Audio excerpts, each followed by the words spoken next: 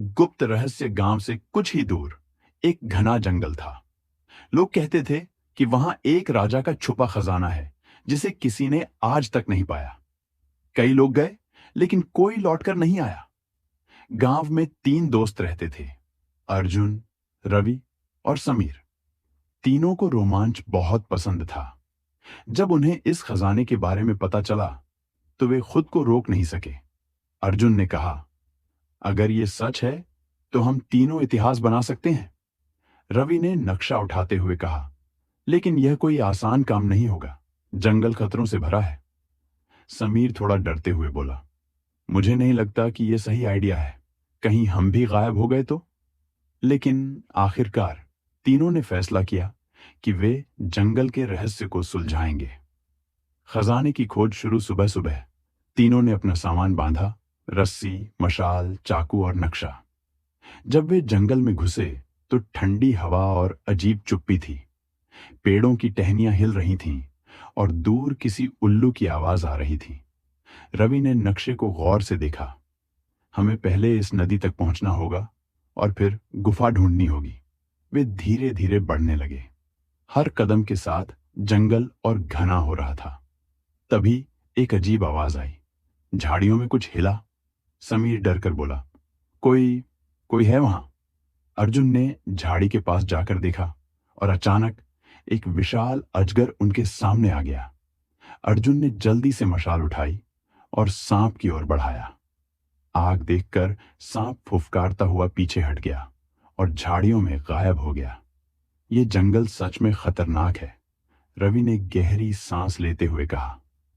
थोड़ी देर बाद वे एक पुरानी टूटी हुई गुफा तक पहुंचे। गुफा के बाहर एक पुराना पत्थर का दरवाजा था, जिस पर कुछ अजीब चिन्ह खुदे थे। एक तलवार, एक सूर्य और एक चंद्रमा। समीर ने कहा, यह दरवाजा बिना चाबी के नहीं खुलेगा। अर्जुन ने नक्शे को देखा और याद किया कि जहां सूर्य की पहली किरण पड़े वहीं द्वार खुलेगा। हमें सूरज के हिसाब से कुछ करना होगा, अर्जुन ने कहा। तभी रवि ने ध्यान दिया कि दरवाजे के पास एक पत्थर दबाने लायक था। अगर हम इसे दबाएं तो? रवि ने कहा और धीरे धीरे पत्थर दबा दिया। अचानक दरवाजा जोर से गड़गड़ाया और खुल गया। अंदर घुसते ही चारों तरफ अंधेरा था। अर्जुन ने मशाल जलाई और तभी दीवारों पर पुराने चित्र दिखाई दिए। चित्रों में राजा, लड़ाई और खजाने की कहानियां बनी थीं। समीर ने हैरानी से कहा, यार, ये तो सच में सदियों पुरानी जगह है। थोड़ा आगे बढ़ते ही उन्हें सोने और चांदी से भरी पेटियां दिखाई दी। हमने इसे ढूंढ लिया, रवि खुशी से चिल्लाया।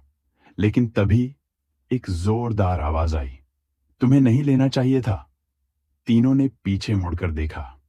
एक विशाल छायामयी आकृति वहां खड़ी थी, शायद किसी श्राप के कारण राजा की आत्मा। भागो! समीर चिल्लाया। तीनों दौड़कर बाहर भागे, लेकिन गुफा हिलने लगी। रास्ता बंद होने से पहले उन्होंने जल्दी से कुछ सिक्के और जवाहरात उठाए और बाहर निकल गए। जैसे ही वे गुफा से बाहर आए, गुफा अंदर से गिरने लगी और हमेशा के लिए बंद हो गई। रवि ने हंसते हुए कहा, हमने खजाना पा लिया। अर्जुन ने कहा, लेकिन असली खजाना हमारी हिम्मत और दोस्ती है। समीर ने कहा, और हां, अब गांव में हमारी कहानी सदियों तक सुनाई जाएगी।